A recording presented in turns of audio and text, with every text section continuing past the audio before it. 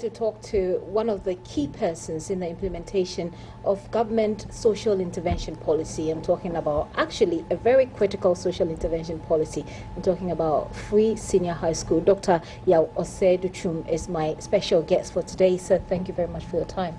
Thank you, Gifty, for honoring your promise to come and interview me. Right, so let's talk about you, Dr. Adutwum. We're hopeful that you have a story that will inspire a lot of young people here in the country. Who is Dr. Adutwum? Wow, very interesting question. And I don't know where to begin from, but I'll start from anywhere that makes you comfortable. Anywhere that makes me comfortable. Okay, Dr. Adutwum was taking on this position was in the United States, where I actually worked in developing schools, charter schools. In the U.S., charter schools are public-private partnership type of schools. And of course, parents don't pay anything for their children to go to those schools. So it's like private school that is free.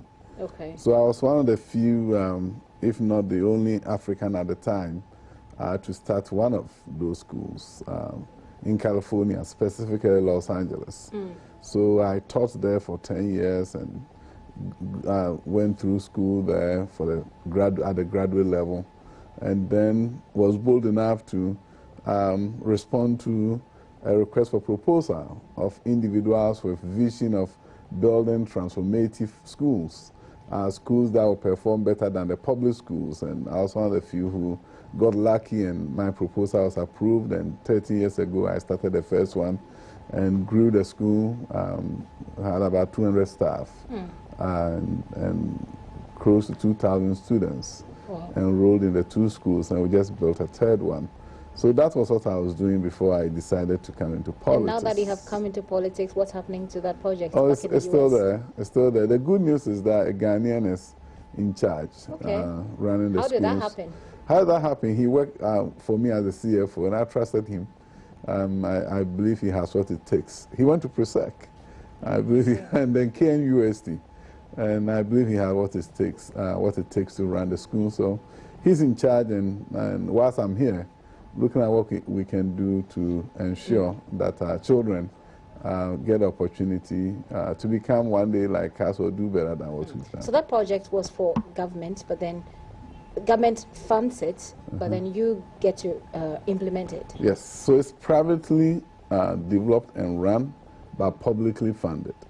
Okay, and with that project, what exactly did you do? It's a school, I suppose, from the explanation you gave. Yeah. There are schools, and there are Ghanaians and junior high and high school.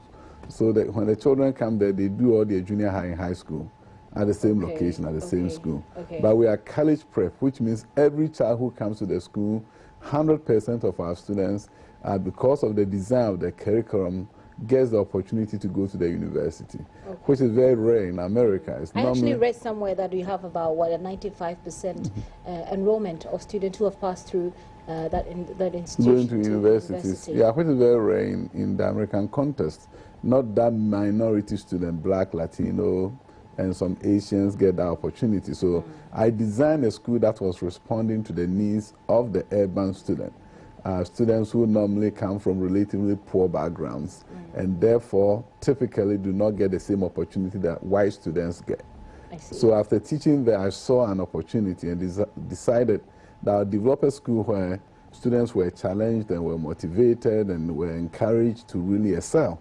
And it's really happened. Before that, you taught mathematics. I taught mathematics, yes. From the basic maths or the whatever it is that was taught to you here in Ghana, you went there and you started teaching? Actually, I did land economy at the KNUST. So when I went there, I had to take some math courses in order to get my license to become a mathematics teacher. And later on, I became a business/ICT teacher. So I did both for 10 years. And the interesting thing was that I saw that mathematics could be demystified. Because in the US, mathematics is the gatekeeper. The interesting thing is, if you want to go to Harvard, go to any top university in the US, even if you wanted to read English literature or sociology, if you did not take advanced math classes in high school, you cannot apply to be accepted. I see. Even as international students, for example, like students from Ghana trying to apply to go to school in the U.S. Yeah, I mean, international students, they will look at your TOEFL, they will look at your SAT, but they will still look at your transcript. If you do not do elective math, it's likely that you may not get into most schools in the U.S. But that's not fair. That is the interesting thing. But in the U.S., math is a gatekeeper. It is what brings people into the universities. And most urban students or children from relatively poor backgrounds don't do well in mathematics. So they are kept out of the top universities. So what I decided to do was require them to do more math. More math. So no student came to my school without going all the way to pre-calculus. Yeah. So what in Ghana we say elective math. Elective math is a requirement for graduation. Everybody's required to do it in my school. I see. You must be feel very fulfilled with what you have done in the U.S., where I'm sure there are lots of Ghanaians there in the U.S. anyway, and I'm sure most of them are taking advantage of this school that you helped establish. But how did the president find you? Yeah, the interesting thing was this. When he was running his second time, Nana Adutwum visited Los Angeles to meet the Ghanaian community and talk to business people. And then they organized a reception for him, a luncheon for him in my auditorium. Okay. So he came to the school, they talked about me to him. He was super excited. He called me and said, Krachi, I don't let me say America. He said it in Chi. And then I replied, so Nana, actually, no, I said, Debbie, tell everybody, you've done something very well. You know how Nana speaks, and you've done something very commendable. That's not how he would have said it. Not in his tonation, that would sound a bit different. Yeah.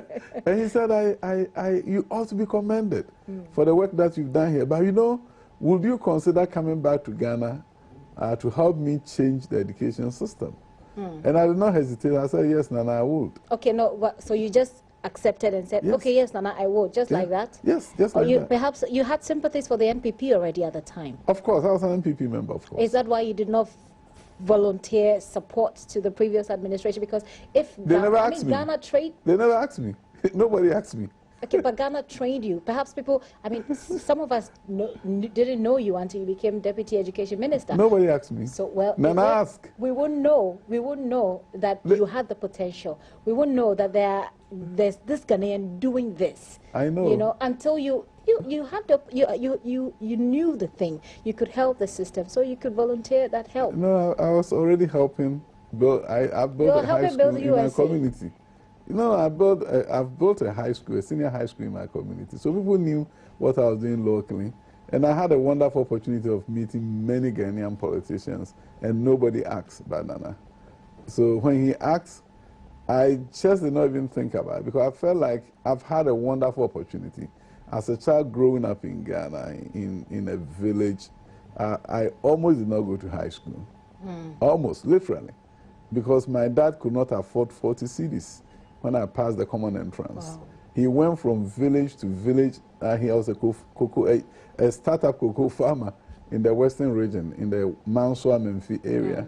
So he went from village to village trying to borrow 40 cedis so that he could go and pay my deposit.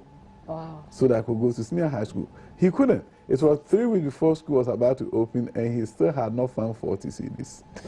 And it was difficult on him because I was the oldest among his children.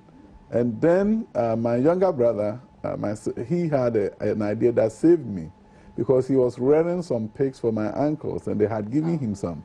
So he said, why don't my brother go back to Ashanti region and sell this pig? Probably he will get the money. So you went to the Ashanti region to sell the pigs? Sell the pigs and got 42 cedis. My uncle sold them, I got 42 cedis. Sold them on Saturday and Sunday. 42 cedis were realized. Monday, I went to Yache Pramso Senior High School, my local high school, and paid my deposit of 40 cedis, and I was the happiest person on earth. Wow. Little did I know that they were going to give me prospectus. And the prospectus also asked me to buy a school uniform and buy sandals. And you didn't have money for that? I didn't have money for that. How did that work out? So that worked out in a mysterious way. When I went back, my dad was scratching his head, and my stepmom said, you know what? Why don't we, every other day, harvest some plantain and go 7 miles away to the town nearby. On foot, I'm sure. On foot, of course. and see if we can get people who will buy this and get you money for your sandals and for your uniform.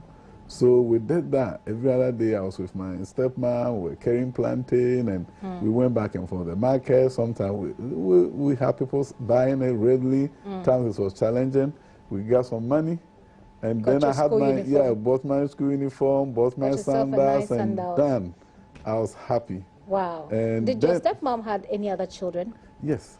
But you were the eldest? Yeah, my stepmom did not have any children with my dad. Okay, but she had her own children. But then she was willing to support for your education, because from the way you mentioned her in the story, it appears that she must have been extremely instrumental. Of course. So she actually brought up the idea. Yes, between my younger brother and my stepmom, those are the people who made my dream come true. So as a child who struggled through school and found myself in America, interviewing white people and giving them jobs, and sometimes I feel like, wow, how did I get here? We should mention your father and your stepmom's names. Who are they? What's my stepmother is Mame Amasewa. She's still alive. She's still alive? How old is she? She's still alive. She's about 90.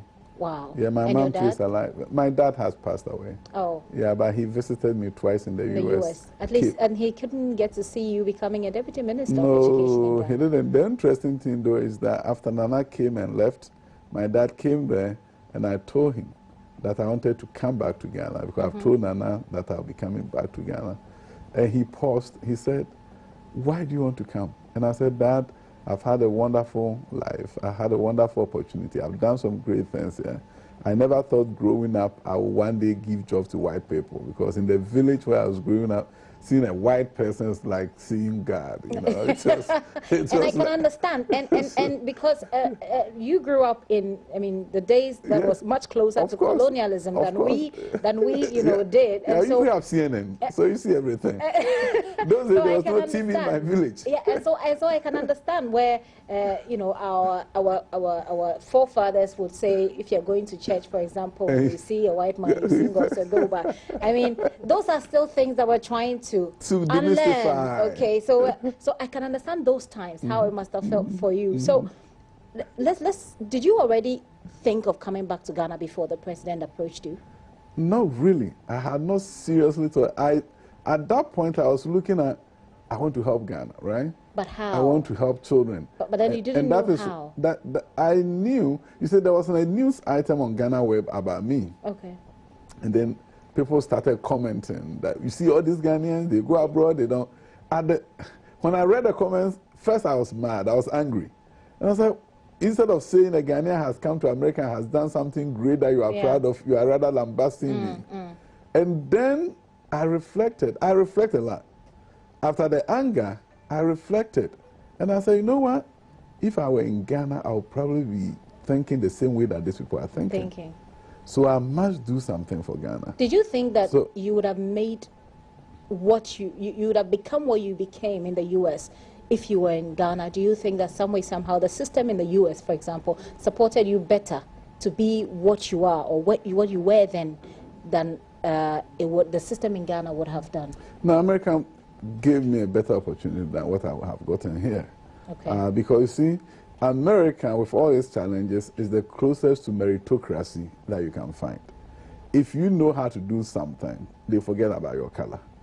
Okay. They forget about your ethnicity and where you came from. When I submitted my proposal to open the school, I was live on TV, going through interviews in front of a panel of the school district. Yes, it was difficult.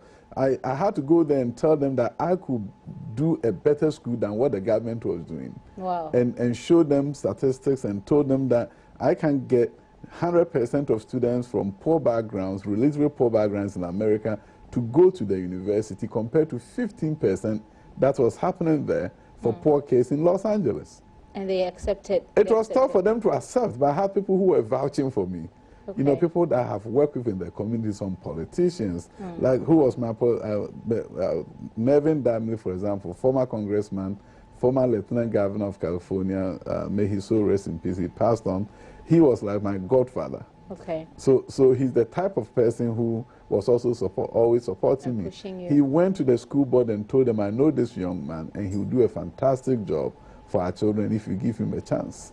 So the board voted and gave me the chance to open my first school with 100 students. I see. And even though I had received a grant from the federal government, $500,000 could not build a school. So I rented space in a church. And it was good because when things were difficult, I could go and sit in the sanctuary of the church and pray. You know, so I started from a church with 100 students, and then my story started going around in the community that there's an African here who has started a school, and the guy is so inspirational. Was the neighborhood a predominantly black, Asian, Hispanic? Black, yeah, neighborhood. Okay. Yeah, so then I guess it was easier for you to thrive there than it would have been for you to have thrived in a predominantly Caucasian neighborhood, wouldn't it? The need in that community, minority community, was tremendous. Okay. So it was that those were Timely the communities that they were looking for options. Right. I see. And they were not fascinated by the fancy high school buildings. Okay. They wanted an opportunity for their children. For their children. You're also a member of parliament Yes. for Bosomtwe. Bosomtwe. This was after you decided to come back to Ghana? Yeah, so I or you decided- already had those thoughts? No, you see, after I decided to come, there were others who were telling me that why go back to Africa? Why go back to Ghana? You've done such a wonderful job here. And our Yonikers was come mostly from Ghanaians, yeah. who felt like, you've come here, you've done this. And I had hired some Ghanaians who also worked there. Out of the 200 workers, about 30 were Ghanaians. Some were teachers that I recruited from Ghana, right from here to go and teach. Brain drain. You were contributing to the to brain drain. but they were bringing the money back. so most of them were saying, why go back? Why do you want to go back? You can run for Congress here if you decide to become a citizen. Oh, yeah? And in fact, I could if I had decided to become a citizen. I see. Because I had the community, I had the parents, I had the support of the people, and I could have run for Congress and go into U.S. politics. But when I met my political godfather and told him about the request from the candidate, and Nana Danko at the time, and I said, hey, there's somebody running for president in Ghana. He wants me to come and help Ghana. And this was a guy who had also migrated to the U.S. from Trinidad. Okay. And had gotten into U.S. politics and gone as far as lieutenant governor of California. Wow. And then to a U.S. Congress. So the guy did not hesitate. He said, you should go to Ghana. Okay. And I said, why should I go to Ghana? He said, you see, America will do without you. But maybe your country may not be able to do without you when it comes to education transformation. So go.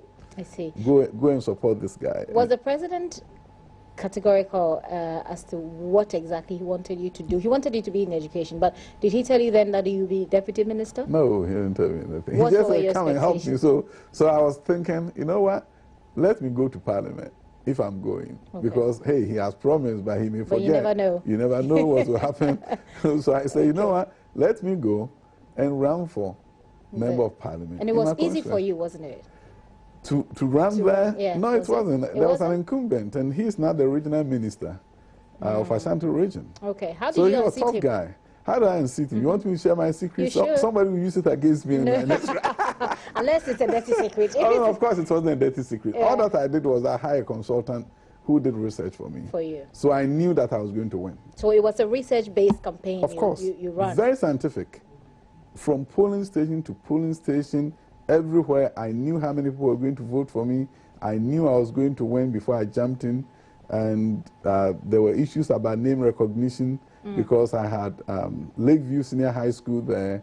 I had also purchased a school, some private school, and I named it Lakeview Elementary and Junior High School. I also have Lakeview Microfinance, which is still running there. So most people knew me by Lakeview. Okay. So the research came out that they don't know you. But they know the companies. They know the companies. So after the research, when I did my posters, I put Lakeview quotes in front of my name so that it can link them up. Yes. And I also did the general election campaign, even though I was doing primary, because the people didn't know me. So I had to visit churches and visit all the chiefs and do things that you do during general election campaign. And I'm sure they were impressed. And they were impressed to know that here is a local boy who became famous in America, so to speak, and did not forget about his roots. He came to do some things here. Yeah, so I was not an unknown entity. Okay, so even though they didn't know your face, they didn't know the name, they knew my works. They saw the things that you had done in the country. So that helped you. So that helped a lot. So did you expect to be deputy minister or the minister? I didn't expect to be nobody.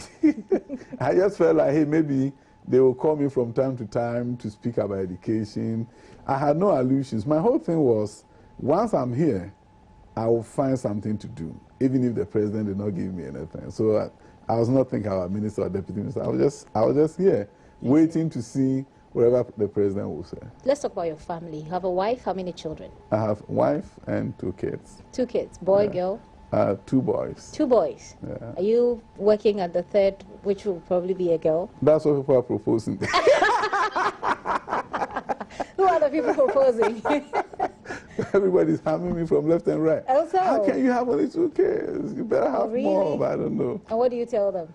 I tell them I don't know. Whatever will happen, will happen. Okay. Is your wife Ghanaian? Yes. How did you guys meet? We met in LA. We met in LA. In LA. She Los was Angeles. Ghanaian living there? Yeah, she had just gone there. She's from Jobbing. Okay. And her brother came for her, had papers for her to migrate to the U.S. And you found her and you brought her here? Yeah, so we all met there. Was it easy just moving all of your family back here, or your family is back Actually, here? they are still there. They are coming okay. in December, and then my son will start school here in January. Oh, are they happy about it? My son is super excited. He came here during the summer. You see, the good news for him is that he speaks Twi fluently. Okay. We started talking to him in Twi as if we knew this was going to happen. So he speaks fluent Twi. Sometimes he speaks with an accent, you know. How old is he? He's 9. That's your 9 eldest? years. No, the youngest. Okay. The oldest is just graduated from college, and he's working at my school. He's the IT administrator. I see. And he's how old? He's 28, sorry. 20. Oh, I see. Yeah. So we're hoping that we'll see the second girl. We'll name the third girl. No girl. So there are 2 boys. I mean, actually saying that we'll see the third, which will be a girl. Okay. And we'll name her the free SHS girl. Okay. So let's talk about your hobbies, and then we'll go into your work here at the education ministry. What are your hobbies? What do you do for fun? I like to write. I like to read. That doesn't sound fun. Yeah, that's what people say. It's boring, but when I read, it excites me. You see, the thing is, hobby is supposed, in my opinion, is supposed to be something that you do for fun, right? And one of the things that I do for fun is when I'm creating new things. Okay. Sometimes I can just sit there and say, well, but if I built a network of schools in Ghana focusing on the middle income people and getting more kids to have excellent education. And then I will just write things down. By the time you know, I have a big proposal. I see. And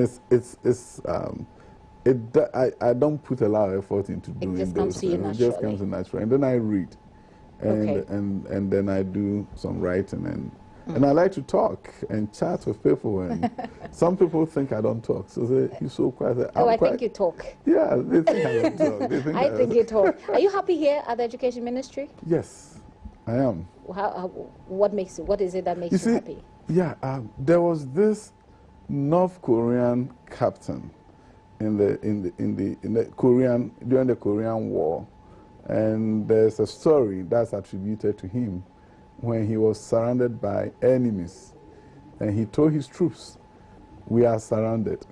This is a great opportunity. You can shoot in every direction." You don't have to really aim. You shoot and you kill somebody, right?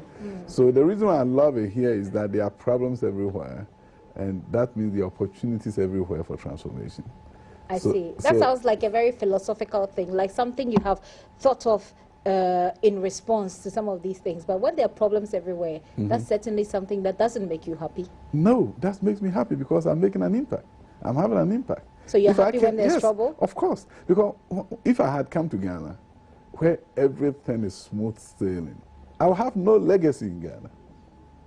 When it's challenging and things are not going well, I step in, we work together, we solve the problems, we create opportunity for the less privileged, the downtrodden, for the oppressed and the repressed, people with no hope. Okay. That is when you build a legacy.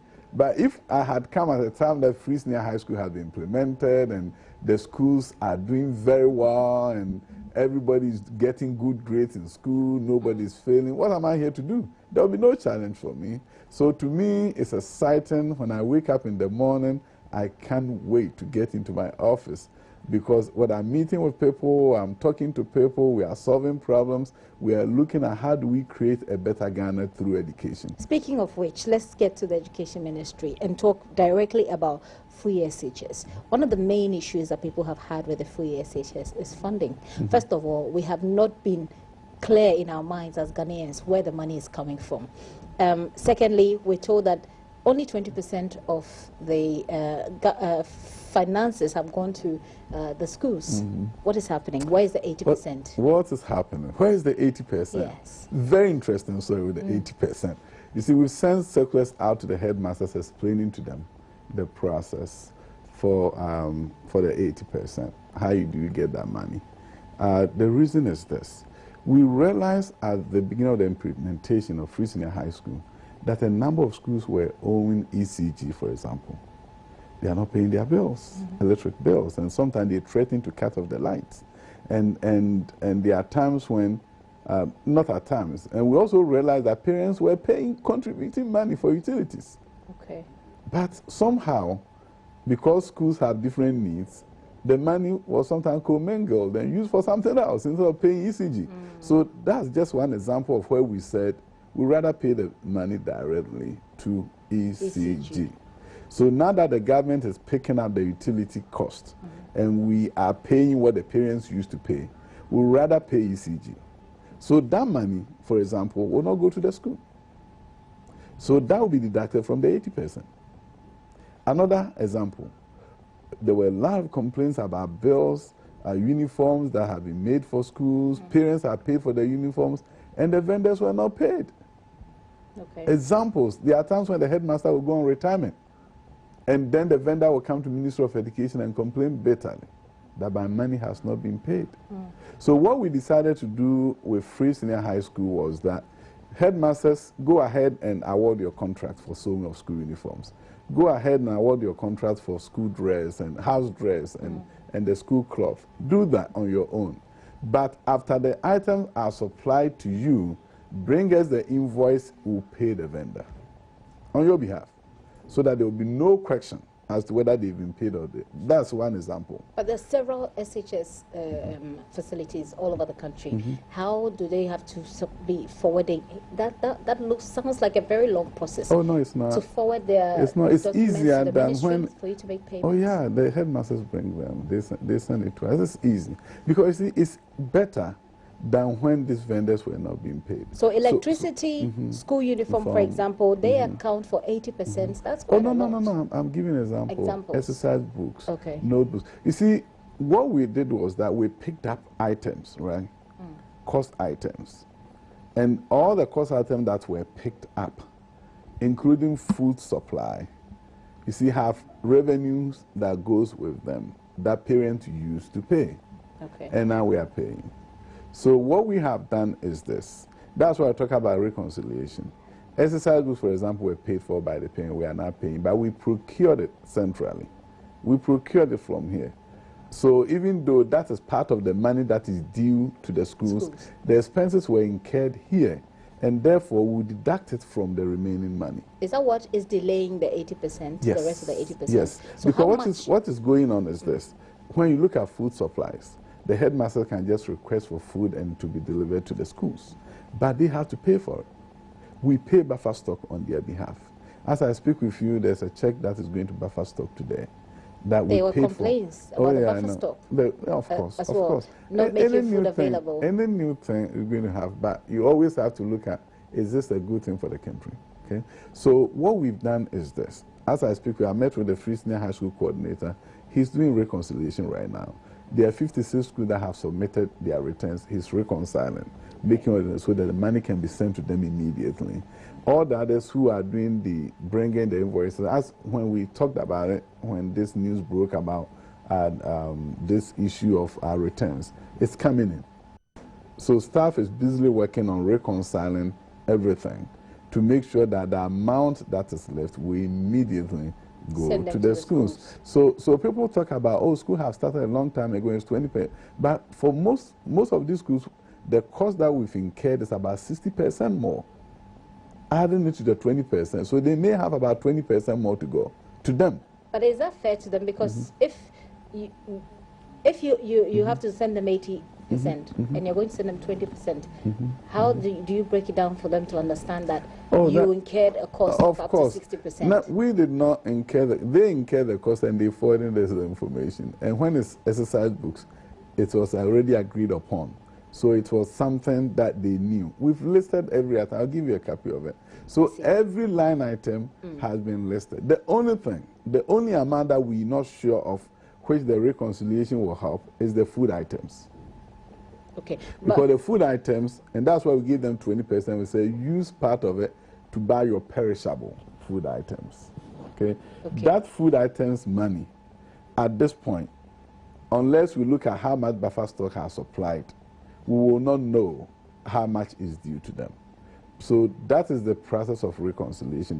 But those who have finished everything, their money will begin flowing next week. There's a teacher somewhere in is it Upper? It must be Upper West that we did. One of my colleagues, Rafiq Salam, did a story on. She said there's a civil war in her head. She has some money in her account, but she's at a loss as to how to use the money because. You said perishables, but she's not sure what you mean by perishables. Like, she doesn't know, she's afraid to touch the money because she's afraid of victimization. I mean, unfortunately, I heard those stories. I think I was on your show and you even played a video clip of it. This was recent. Another one. Okay, recent, there was another one about Khalil. But the interesting thing is that we send them a circular. GES send them a circular. That explains everything. Are the head teachers making your work difficult, do you think? No, not really, but it's also giving me a sense of urgency in regards to how we train headmasters in this country. And this is with due respect to those who are doing the work. But the interesting thing about high school administration or education administration, for that matter, in Ghana, is that people are not prepared for it.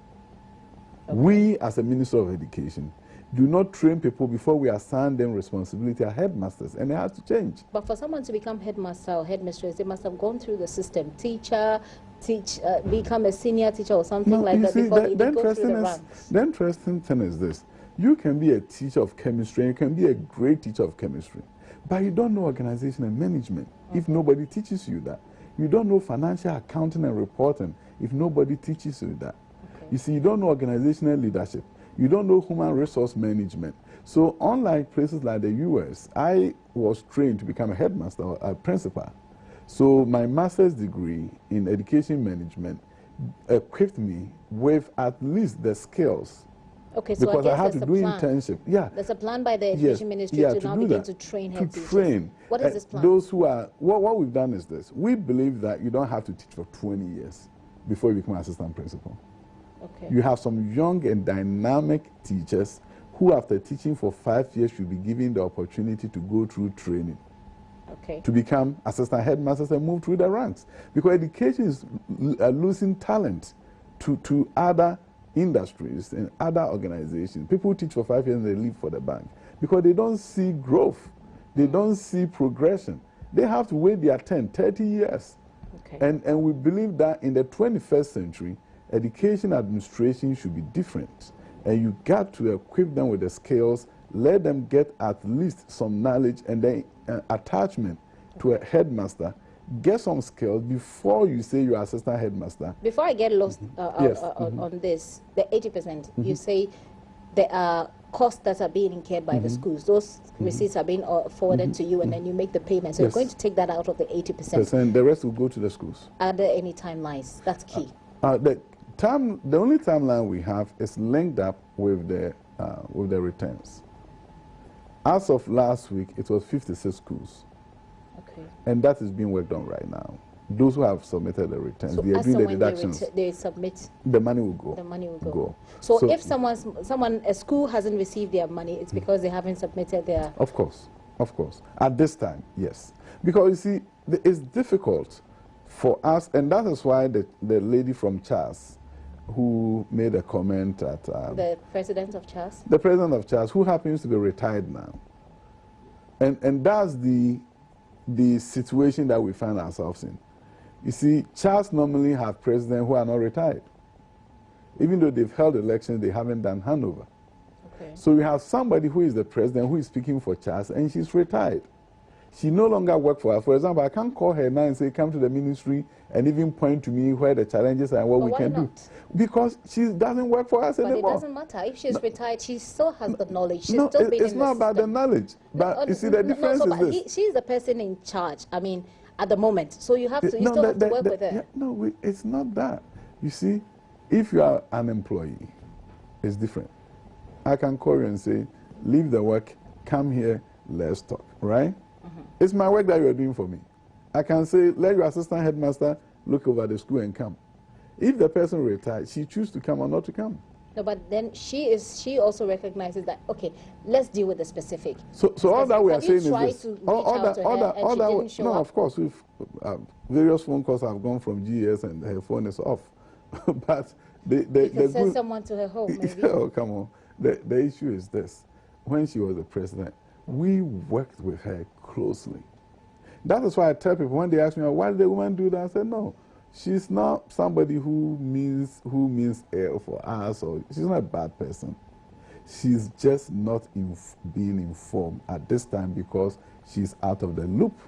She's no longer a headmistress. So put her in the loop? The way CHAS will put themselves in the loop is when they go back to what they've been doing. You see, CHAS was coming here.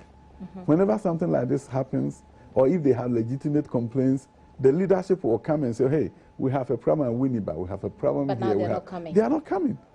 And that's why I'm saying that GS has been trying and her phone is off, and she is not a headmistress for us now. So all that we are saying is very simple. We are here to solve problems. CHAS leadership, if they are listening, can come to the Ministry of Education right now, because what do we have to lose if people are helping you solve your problems? So they should come to the ministry right now. And I mean, GS is trying to reach the leadership. All that we are saying is that if they have specific instances where there are issues, they should show up at the ministry. We talk. Okay, so CHAS executive, if you're listening or watching this interview, the deputy minister says they've been trying to reach you and your phones are off. They're finding it difficult to reach you, so try and make it up. Anytime. Come and meet them so we can solve this problem. All that we are saying is this. Regional directors are doing a fantastic job. If you look at Ashanti region, the regional director there, she's on top of things. Anything that's going on, she keeps us in the loop. If there's a challenge at the school, there was, I think, Joy probably did some news on Pakoso, senior high school. Yeah. The next day, furniture was on the way, and we called the headmaster and said, "What about those who are bringing their toilets into the bush? Why didn't you? I mean, the issue is this: these problems have been there. The only thing is that now the media, and I commend you guys for it, you have focus on education like you've never done before. And that's because and as a result, more people, because free is good. Everybody wants to go to school. So I commend the media. Right. So but everywhere the media begin to shine light, right? You're going to find issues to deal with, and we love it. But the issues have been compounded because there are more people coming into school. It's true. But and that is why people like the opposition, for example, will feel vindicated because they'll say that, are we ready for this? We are not ready for this. That's what they will say because of the issues we're having brought in a lot more people. When Kwame Nkrumah started free education in Ghana, we were not ready. Schools were under trees. But the determination to succeed is what enabled the country to solve the problems and begin to build schools. How are we funding free SHS? Where exactly? The president has said it, that revenue from mineral resources is fully dedicated. It's so ambiguous. No, I mean, he's the president. It's so ambiguous. We're not clear in our minds. He's the president. I take orders. The people when the money comes, we use it. To be citizens and not spectators. Yeah, so the citizens are saying that we don't want to be spectators and assume that there is some mineral resources. Tell us exactly where the money is coming from. Let me tell you. Nanado is very open, and one of these days you can schedule a meeting to go interview him and ask him the question. I'm not sure his handlers will allow that. You never know. We'll try. You never know. But all that I'm saying is this. the good news is that budgetary allocations have been made. Now we're talking, when you talk about budgets, then I'm going to go to the voluntary education fund. I love it. Now you're asking people to support Ghana's education. I love it. People have said that is hypocrisy on the part of the ministry and of government. We are not asking people. People are asking us, how can we support? Well, you can always say that, but because you can't, we don't have the evidence that people came asking. No, let me tell you, I can give you telephone numbers of people that is Abawa Radio, UK. She called me because people were on her show demanding that they want to support. Yes. Call Abawa Radio in UK. So people... She called me because Ghanaians abroad are itching to support. Because you know why? They were paying school fees. When I was in the US, every year I would pay school fees of not less than 10 people. Not less than 10 people. Ghanaians abroad are supporting this country in ways that those who are here may not even imagine. Sometimes somebody just with this email and WhatsApp, a kid from your village gets your WhatsApp number and WhatsApp you in America and tell you a story of how they cannot go to school. You just feel like, I need to help this kid. So Ghanaians abroad have been supporting children. Thank God and thanks to Nanado, they don't have to spend the money anymore. So they are the ones even demanding. Let me tell you, Abawa Radio, they were on the radio show. She called me and said, people are worrying me as to how they can help. Okay. So this platform is to enable those who want to help to help. It's not to supplant. Why is it that a head teacher, for example, and I think in Presec was transferred because she was doing something that's almost equal as what government is now doing, what you are now setting up as a whole government machinery, voluntary education fund. He said some of the parents were voluntarily paying money for them to solve some of the problems in the school. He did that. That's what people are saying. This is an act of hypocrisy. No, it's levying. You see, there's a difference between voluntary. Any parent can walk to the school and say, here, a chair, 20 chairs, 10 chairs. We are not against it. Did you ever hear that when McDan sent some furniture, did we go there and tell him he can't provide the furniture? No. Anybody can voluntarily come and say, here, furniture, right? The PTA on their own, the leaders of the PTA, on their own can gather resources and support any school. What we are talking about is levy. He did not. What has happened? No, he was levying. He was levying. All that we are saying is, the moment you say every student, every parent should pay this amount, that is what we are saying should stop. Let me tell you, the history of free education. Okay, so let me just come in with this. I heard the man explain himself. He said that he called the parents and explained to them, look, we have this problem, we have that problem, we have that problem. And they said, now how do we solve this problem? Okay, well, you may have to support. Then don't collect the money. Let the parents themselves collect the money and buy the thing for you. You see, Gifty, what we are saying is very simple. People probably don't understand this. Parents came to you. They are adults, right? They are there as a group. Why can't one of them volunteer to gather the money and then buy the chairs for you?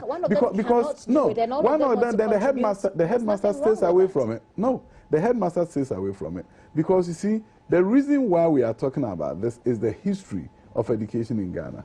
The poor have suffered for too long. There are students who may have paid all their fees except for PTA levy, and we send them home.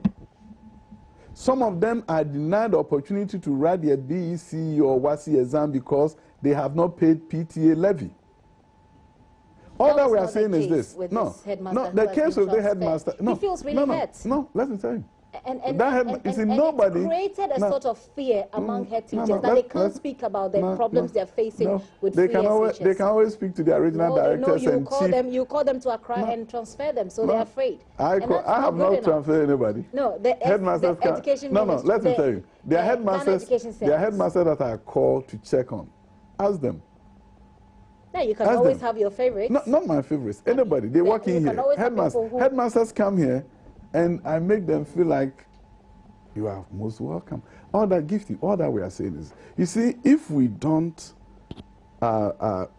separate personal issues from policy, we will not be able to get to the bottom of this. Anybody loses their position, not their jobs. He hasn't lost his job. He's still working. He's still being paid.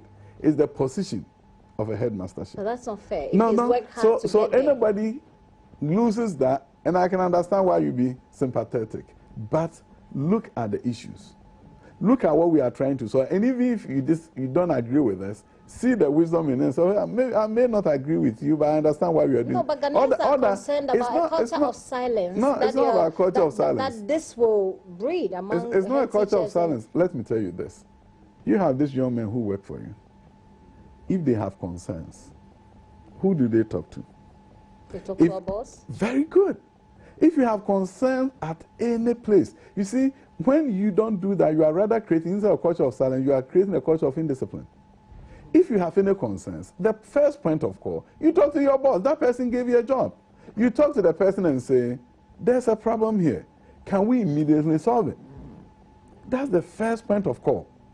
So he's been transferred. Is there anything going to happen after his transfer? I don't want to focus on him. All that I'm saying is this: I want to focus on policy. If there are issues, you talk to your boss, the person who sent you there, and say, we have a major problem here. I have a major problem here. How much are we expecting to make from the voluntary education fund? I don't know. I don't know, because it's not going to replace any money that we are getting for free senior high school. It was a plan that the ministry was involved with. No, we have no illusion. We don't want to think as if that is what is going to be used for free senior. It will be an additional funding that will support education. Okay.